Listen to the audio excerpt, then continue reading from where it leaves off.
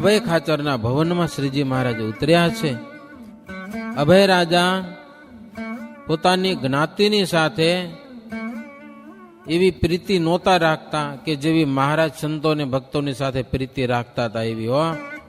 એની જ્ઞાતિની પણ કાંઈ પડી નથી, એને સત્સંગની પડી હતી.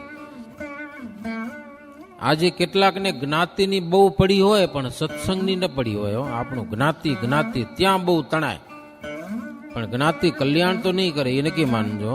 મોક્ષ તો આ સત્સંગ કરશે. જ્ઞાતિની સાથે હળીમળીને રહ્યો, પણ ખોટું કામ તો ન કરો. જ્ઞાતિમાં ન કરવા જેવું ન કરો, ત્યાં થોડાક અલગ પડી જાઓ. જો હરિભગત કહેવાતા હો તો શ્રીજી મહારાજનો આશ્રય કરેલો હોય અને આત્માનું કલ્યાણ કરવું હોય તો, કલ્યાણ ન કરવું હોય એને મારે બધી છૂટી છે હો. એને મારે તો કોઈ વાત જ નથી. બાકી આત્માનો શ્રેય કરવો હોય ને તો અભય રાજા પોતાની જ્ઞાતિની સાથે બહુ માથાકૂટ નતા કરતા હો. એને સત્સંગની પડી હતી, મહારાજની અને સંતોની ભક્તોની એને પડી હતી હો. એવું લખ્યું આમાં. અને સંત હરિભક્તોના દાસ થઈને વર્તતા હતા અભય રાજા. હરિભગતની કોઈ નિંદા કરે ને તો અભય રાજા માર્યા હોય ને નમું કહેવાય ને, થાપો મારીને રવાણો કરે એને હો. કોઈક જો સંતોની કે ભક્તોની જો કોઈ નિંદા કરી છે તો મૂકે નહીં એને. અભય રાજા સંતો અને શ્રીહરિ અને ભક્તોને માટે પોતાના ગામ ગરાસ પણ આપી દીધા હો. એટલી તૈયારી જુઓ તો ખરા તમે. ગામ ગરાસ વાડી જમીન બધી મહારાજની, બસ મારું કાંઈ છે જ નહીં. બધું અર્પણ કરી દીધું તું. મોટા મોટા રાજાઓ પણ એબલ ખાચરની સાથે ઈર્ષાઓ મૂકી દીધી હતી હો. કેટલાક કાઠીઓ ઈર્ષાને કારણે અભય રાજાના ગરાસ દબાવી દીધા હતા હો. જમીન કબજે કરી હતી કે અમારી છે કે લ્યો. અભય રાજા કઈ માથાકૂટ કરી નહીં હો. તમે ભોગવો લ્યો. તો હામેથી બધા ગયા. એબલ ખાચરની ભક્તિ જોઈ અને દબાવેલા ગરાસ પણ હામેથી પાછા આપી દીધા હો. આ ભક્તિનો પ્રતાપ જુઓ તમે. ભગવાનનું ભજન કરવાનો અને આ સત્સંગનો પક્ષ રાખવાનો પ્રતાપ જુઓ. એબલ ખાચરને હામેથી બધા દબાવેલા ગરાસ પાછા આપી ગયા કે આ તો સાચો ભગત છે ભાઈ, હેરાન થઈ જશું આપણે ક્યાંક. સર્પ કે સિંહનું કોઈ અપમાન કરે તોય કરડ્યા વિના રહે નહીં. એમ કાઠીની જાતિ સર્પ કે સિંહ જેવી કહેવાય. આમ તો બહુ કરડી કહેવાય. એવી ઉદ્ધત અને ઉન્મત્ત દંશીલી જ્ઞાતિ છે. એને વશ કરવી એનો ઉપાય તો શ્રીહરિ જાણે હો, બીજા કોઈને ખબર પડે નહીં. ભગવાન તો બધા જ ઉપાય જાણે છે. મોક્ષનો લાભ આપી અને બધા કાઠીઓને પોતાનું કયું કરતા માની દીધા હો. જેમ મહારાજ કે એમ બધા કાઠીઓ કરે. અંગ્રેજ સરકાર આવીને કાઠીઓને બોલાવે કે તમારા હથિયાર આપી દો. કાઠીઓ કે અમારા ગુરુને પૂછીને કઈ, મહારાજને પૂછવા આવ્યા. સત્સંગી કાઠીઓ, કુસંગી કે અમે તો લડાઈ કરશું, સત્સંગી કે તમે કરો અમે નહીં કરીએ. મહારાજ ના પાડી. મહારાજ કે અમને તમને નમાવી દેવા એવો અમારો ભાવ નથી, પણ શ્રીજી મહારાજ કે અંગ્રેજ સરકાર પાસે લશ્કર જબરું છે, કદાચ તમે એની સામે લડાઈ કરવા જશો તો મરી જાશો, તમારા બાયરી છોકરા રખડી પડશે એમને એમ. એના કરતા નમી દો ને, તમારા બાપનું શું જાય કે લ્યો. એટલે કાઠીઓ બધા થઈને ઢીલા આવી ગયા અંગ્રેજ સરકાર પાસે, હથિયાર આપી દીધા. હાવ આમ નમાલા થઈને અંગ્રેજ સરકાર આશ્ચર્ય પામી ગઈ કે આ જાત કોઈ દી નમે નહીં એવું અમે તમારી વાત સાંભળી છે, પણ આનું કારણ શું? તો કે અમારો ગુરુ સ્વામિનારાયણ અમને કીધું છે નમી દો એટલે તમને નમી દઈએ છે, નહીતર અમારી જાત ન નમે. તે દીથી અંગ્રેજ સરકારને સ્વામિનારાયણનો ગુણ આવ્યો કે કોઈક મહાપુરુષ છે કે હો, આવી જાતને જેણે વશ કરેલી છે, કાળા નાગ જેવી જાત, કેસરી સિંહ જેવી જાતને વશ કરી છે, તો એ કોઈક મહાપુરુષ છે હો. તેદીથી ગુણ આવ્યો. તેદીથી અંગ્રેજ સરકાર શ્રીજી મહારાજના આશ્રિત સંતો અને ભક્તજનો જે કોઈ એની રક્ષા કરતી હતી હો, એ સરકાર એનું રક્ષણ કરે, એની નિંદા કરે એને મારતી હતી હો, એને દંડ કરે ને એવાને ફાંસીઓની સજા ચડાવ્યા છે. તો શ્રીજી મહારાજ આવા કરડા કાઠીઓને વશ કરી અને મોક્ષને માર્ગે ચડાવી દીધા હો. અભય અને જીવેન્દ્ર વગેરે જાણતા હતા, પણ જીવેન્દ્રને કેટલોક લોક લાજ. જીવા ખાચર એના ભાઈ જ હતા, પણ એને લોક લાજ બહુ, કે લોકની લાજ એનાથી કે છોડી શકાતી નહીં. એટલે જીવા ખાચર બધાનું સન્માન કરે. ગઢપુરમાં કેટલાક સત્સંગનો દ્રોહ કરવા આવ્યા હોય તો એનું મારું સન્માન કરે. લ્યો, એની ડેલીમાં ચાય પાણી થાય. લ્યો, સત્સંગી ખરા જીવા ખાચર, મહિમાય ખરો. મહારાજની સંતોની સેવાય બહુ કરતા હતા, પણ લોકની લાજ થોડીક રાખતા હતા. જ્યારે અભેલ ખાચર તો સત્સંગની જ લાજ, બસ લોક લાજ વાત જ નહીં, કટ કરી નાખ્યું હતું. જીવા ખાચર સત્સંગ કરતા લોકને થોડોક અધિક માનતા.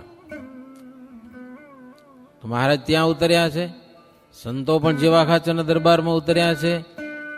દિવસમાં 2 વાર જીવા ખાચર સંતોને અને મહારાજને પૂછાય કરતા બધું, હો શું શું વસ્તુ જોઈ કાંઈ. અને 2 વાર સંતોના દર્શન કરવા પણ આવતા. શ્રીહરિની વાતો પણ બહુ સાંભળતા, પણ વાતોના બહુ વ્યસની નતા પાછા, હો એટલું આમાં લખ્યું છે જીવા ખાચરનું. નિયમની કસણી બહુ સહન કરી શકતા નહીં જીવા ખાચર, ત્યાં થોડાક આડાવરા થઈ જતા. હો સ્વામિનારાયણનું નામ લેતા પાછા, મોક્ષને માટે હરિનું ભજન કરતા. બુદ્ધિશાળી પણ બહુ હતા, પણ લોકલાજ પ્રધાન હતી. આટલો ફરક. એભલ ખાચરને લોકલાજનું કાંઈ નહીં, સત્સંગ પ્રધાન. જ્યારે જીવા ખાચરને સત્સંગ કરતા લોકલાજ થોડીક પ્રધાન હતી. ભક્ત હોવા છતાં પણ લોક રીતિમાં અનુસરતા. લોકોને મિત્ર બનાવીને ક્યારેક ક્યારેક જીવા ખાચર ગામ ગરાસ પણ આપી દેતા, હો દાનમાં બધું. એટલે એ બધા વખાણ કરે ને ત્યારે મનમાં બહુ ફૂલાતા, જો મારા કેવા વખાણ થાય. ઈર્ષા હતી થોડીક એને. એભલ ખાચર કે દાદો ખાચર કંઈક સેવા કરે ને એના કરતા વધુ સેવા કરતા સત્સંગમાં પણ ઈર્ષાથી. દાન પુણ્ય કરે ને વખાણ થાય ને તો ક્યારેક ક્યારેક તો ગામમાં પોતાનું કરજ થઈ જાય ને એ જોતા નહીં. લ્યો, ગામનું કરજ થઈ જાય એવા આ જીવા ખાચર હતા. હો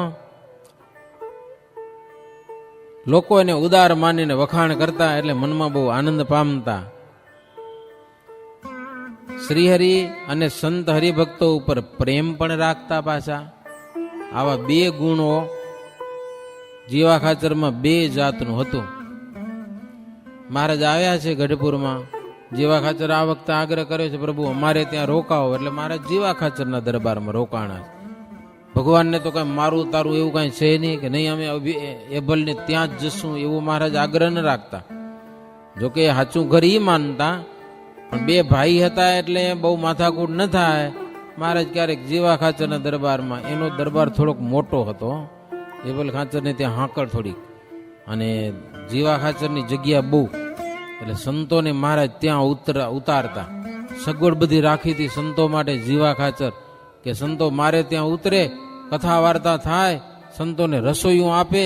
કારણ કે વાવામાં બહુ માનતા હતા ઈ, એટલે સેવા બહુ કરે પાછી જીવા ખાચર. દિવાળી સમીપે આવી એટલે શ્રીહરિ પાસે આવીને જીવા ખાચર કે પ્રભુ દિવાળીના અન્નકૂટનો ઉત્સવ તમે મારા દરબારમાં રહીને કરો. એભલ બાપુને ત્યાં તો વારે વારે કરો જ છો, પણ મારે ત્યાં કરો. અને સંત અને હરિભક્તોને બધાને તેડાવો, હું અન્ન આપીશ. વિવેકી બહુ પાછા બોલવામાં, અન્ન તો પ્રભુ તમારું જ છે ને, અમારું તો કાંઈ છે જ નહીં, અમારામાં કાંઈ બળે નથી. મહારાજ કે હારું. હો પછી સંત હરિભક્તોને તેડાવ્યા. 12ને દિવસે સૌ આવી ગયા. હો દિવાળી પહેલા. પછી ઉતારા કરાવ્યા. ને સંતોએ ઉન્મત ગંગામાં સ્નાન કરવા જાય. સંતો કે મહારાજ અમને ઉતારો ગામ બારે જોઈએ, કે અહીંયા ન ફાવે. કે એ વળી ઘેલા નદીને પેલે કારે શિવાલય છે ને ત્યાં બધા સંતો ઉતર્યા. હો રાત્રે ત્યાં બેઠા ભજન કરે, ગામમાં નહીં. જમવા ટાણે આવે, સભા ટાણે આવે, મહારાજના દર્શન કરી જાય, જમી જાય, અને પાછા ત્યાં બેઠા ભજન કરે. પછી તો દિવાળીનો ઉત્સવ થયો, અન્નકૂટનો ઉત્સવ થયો. હે ધમધોકાર બધું ઉજવાણું. જીવા ખાચર મોજી બહુ ખર્ચો કર્યો, બહુ ફટાકડા ફોડ્યા, બહુ કર્યું. હો બસ આપણે વાવા થવી જોઈએ, સમજાય કે નહીં? એવું બહુ હોય ને મજા બહુ પડે. મહારાજ કે કરો લહેર, તમારે સંતોની સેવા થાય છે ને ગમે તેમ તોય લાભ તો થવાનો જ છે, કુલાભ નથી. જ્યાં ત્યાં જાય ને તો નુકસાન જાય, પણ આ સત્સંગમાં જાય છે ને એટલે વાંધો નહીં. એમ તો પછી પ્રબોધિની એકાદશી સુધી બધા સંતોને રાખ્યા અને બહુ સેવા કરી. હો, નિત્ય સભા થતી, કીર્તનો ગવાતા. જીવા ખાચરના કદાચ ભાઈઓ ને એના દીકરાઓ ને એ બધા સેવામાં જીવા ખાચર બધાને રાખ્યા. હો, આ જો આપણા ઘરે આવ્યા છે સંતો ને મહારાજ ખૂબ સેવા કરો.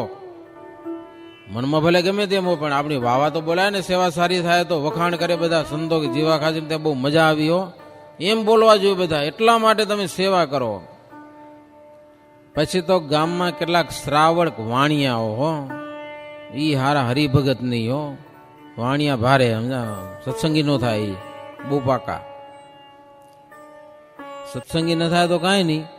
શ્રીજી મહારાજને કે સંતોને મારા કોઈ દી માથું ન નમાવે એવા વાણિયા શ્રાવક ગઢડામાં ઘણા પડ્યા હતા, અને સંત અને હરિભક્તોના અવગુણ ગાતા હતા.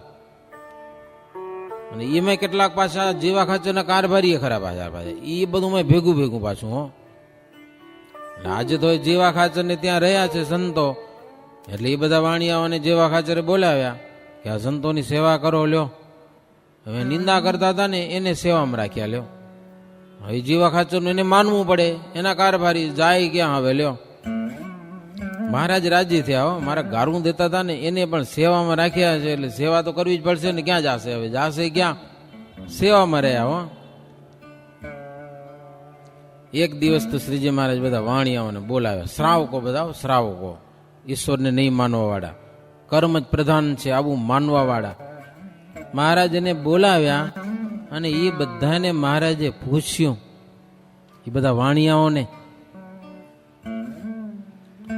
કે તમારા સાધુ છે કે અને અમારા સાધુ છે, ફરક શું બે જણામાં? લ્યો, ફરક શું કયો? તમારા વાણિયા ધોરણા કપડા પહેરે, તમારા સાધુ વાણિયાઓને કે મહારાજ, અને અમારા સંતો છે એ આ ભગવા કપડા પહેરે છે, પણ વર્તનમાં ફરક શું છે એ તો કયો. તમે શું માનો છો? મહારાજ કે તમે જે નક્કી કરી રાખ્યું ઈ કયો, બીજું કાંઈ નહીં. કે એટલે વાણિયા પાકા બહુ, મારા બહુ બુદ્ધિશાળી. હો, મહારાજને કે મહારાજ બે સારા જ છે, કે તમારા સાધુ સારા અને અમારા સાધુ સારા જ છે. કે હો, મહારાજ કે સારા તો હોય, પણ આમ હકીકત તો કયો, તમને કેવું લાગે છે? કઈક ફરક તો હશે ને બે માં. તો વાણિયાઓ કે જો પ્રભુ, જેવી જેની બુદ્ધિ હોય ને એ પ્રમાણે ધન સંપત્તિ મળે. ધંધો તો બધા કરે, પણ જેવી બુદ્ધિ એ પ્રમાણે ધંધો કરે ને એ પ્રમાણે લક્ષ્મી ભેડી કરી લે. અને એક એક થી ધનાઢ્ય અને સાહુકાર થાય. લક્ષ્મીજી એના ઘરમાં નિવાસ કરે બુદ્ધિ પ્રમાણે. પણ મહારાજ તમને અમે એટલું કહીએ કે શ્રાવકમાં જેટલું ધન છે ને એટલું વૈષ્ણવમાં નથી. કે હો, હા ભરજો વાત. વાણિયા કે શ્રાવક વાણિયામાં જેટલું દ્રવ્ય એટલું વૈષ્ણવમાં નથી. વૈષ્ણવ એટલે ભગવાનના ભક્તો, એની પાસે એટલી સંપત્તિ નથી. કે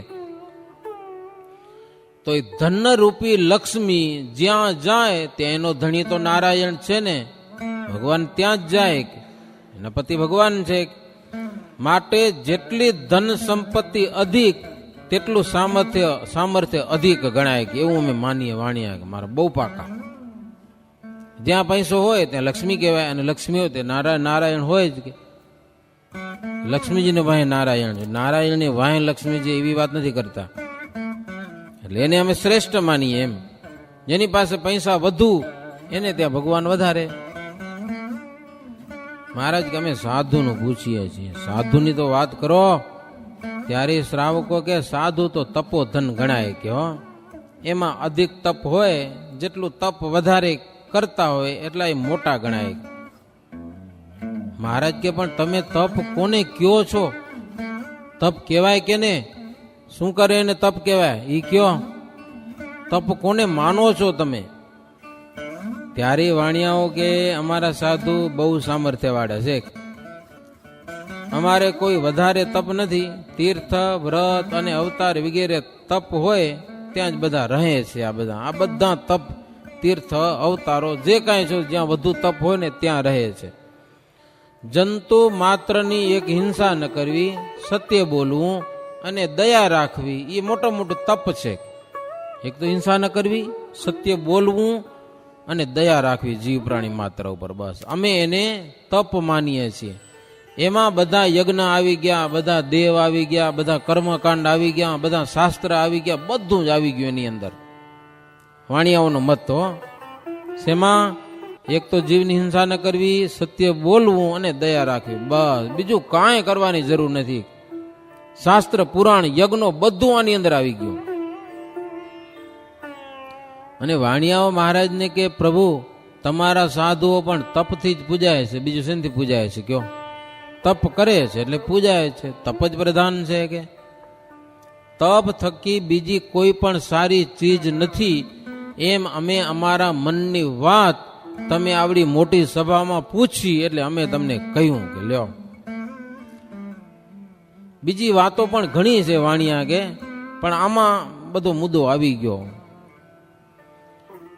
ત્યારે શ્રીજી મહારાજ બોલ્યા કે વસ્ત્ર અને શરીર મેલા રાખે, ભગવાનનું નામ કોઈ દી લે નહીં, તો મોક્ષનું મુખ્ય દ્વાર તો એને માટે બંધ થઈ જાય છે. વાણિયાના સાધુ એવા હોય ને, હવે ના ખબર નહીં કેવા પડતા, કપડાં ધોવે નહીં, સમજા ને, જીવ મરી જાય.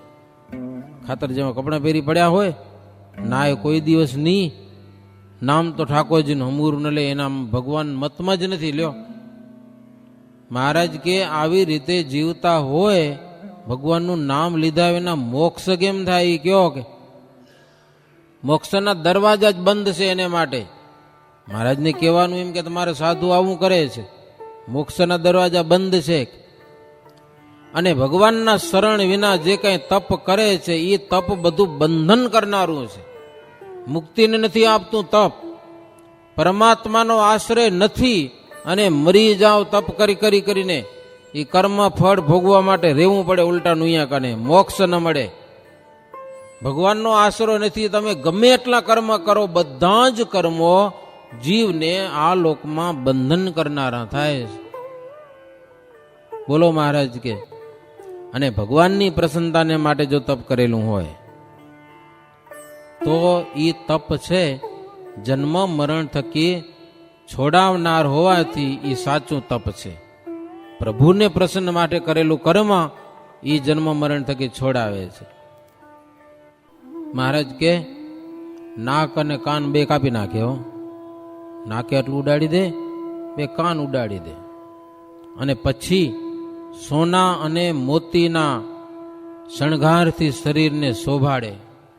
કેવો લાગે? કયો વાણિયાને કે બોલો તમે કેવો લાગે માણસ?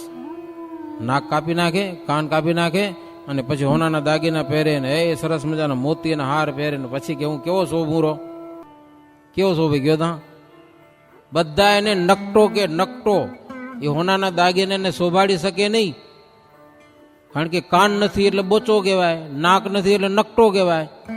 એ દાગીના એને શું કરે? મહારાજ કે ભગવાનનો આશ્રય કરવો ને એ એક નાક છે, કાન છે, અને ભગવાનનો આશ્રય કર્યા વિનાનું તપ બધું દૂષણ રૂપ છે, દૂષણ રૂપ. કાંઈ કામ ના આવે, મરી જાવ તપ કરીને કાંઈ વરે નહીં, 1% પુણ્ય એને ન મળે. ભગવાન તો કાળ અને કર્મ થકી પર છે, જેના થકી કોઈ અધિક નથી, એને અમે શ્રી કૃષ્ણ કહીએ છીએ. અને એ શ્રી કૃષ્ણ અને એમનું ધામ એ અનાદિ છે, નિત્ય છે. કોઈ જીવ અને ઈશ્વરને શ્રી કૃષ્ણ સમાન કહી શકાય જ નહીં. મહારાજ કે હો, ગમે એવા સમર્થ હોય, જીવો હોય કે ઈશ્વર હોય, પણ ભગવાનની સમાની કોઈ નથી, ભગવાન કોઈ પણ નથી. ભગવાન છે એ જ અનાદિ છે. ભગવાનની ચિત અચિત બે શક્તિ છે. વ્યક્ત અને અવ્યક્ત રૂપે ભગવાન રહેલા છે. ક્યાંક મૂર્તિ રૂપે દેખાય છે, ક્યાંક નથી દેખાતા, પણ છે તો ખરા ભગવાન. નથી દેખાતા એ અવ્યક્ત કહેવાય, દેખાય છે ને વ્યક્ત કહેવાય. અવ્યક્તને ચિદ કહેવાય અને વ્યક્તને અચિત કહેવાય છે.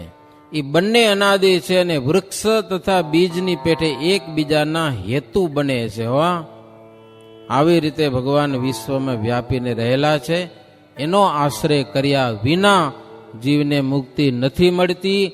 ગમે એમાં તપ કરે, ગમે એવા જીવ દયા રાખે, ગમે એવી અહિંસાનું પાલન કરે, પણ ઈશ્વરના આશ્રય વિના એને કાંઈ મળતું નથી. મહારાજ આવી તો ઘણી બધી વાતો કરી છે, પણ એ કેટલીક વાતો આપણે પછી બપોર પછી કરીશું. ઈશ્વરના આશ્રય વિના કલ્યાણ નથી, ઈશ્વરની ભક્તિ વિના મોક્ષ નથી, નક્કી માનજો હો. એવી અદ્ભુત વાતો છે. એ બધી વાતો, આવી દિવ્ય સમજણ આપણા અંતરમાં ઉતરે એવી મહારાજના ચરણમાં પ્રાર્થના કરી અને બરાબર 45માં તરંગને અંતે પ્રભુ નામની સાથે કથાને વિરામ. સહજાનંદ સ્વામી મહારાજની જય. શ્રીપદીમ શ્રીધરમ સર્વદેવેશ્વરમ ભક્તિધર્માત્મજં વાસુદેવમ હરે માધવમ કેશવમ કામદમ કારણમ સ્વામિનારાયણમ નીલકંઠમ ભજે. સહજાનંદ સ્વામી મહારાજની